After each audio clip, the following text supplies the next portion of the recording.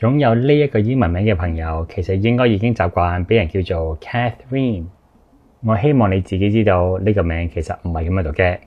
呢個名讀 Catherine 喺香港係一個好常見嘅錯誤。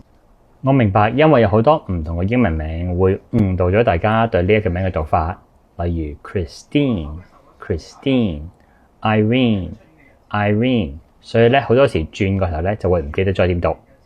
一個有效嘅記憶法咧，就係將呢個英文名同另一個英文名 Karen 做一個聯想。我相信 Karen 呢一個名應該冇人會讀錯嘅。Karen。而我哋今日要學呢一個英文名咧，其實佢個第二個音節同 Karen 一樣嘅，佢讀 Catherine。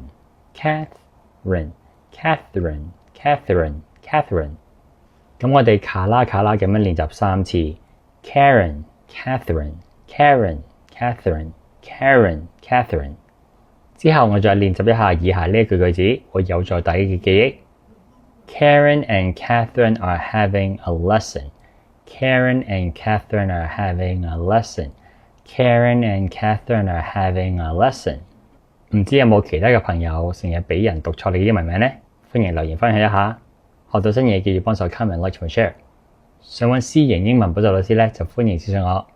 想支持我繼續拍片或者想輕鬆地玩翻啲過去拍過嘅題材咧，就歡迎訂閱我嘅 Patreon 平台。咁每個星期都會有會員專屬影片嘅。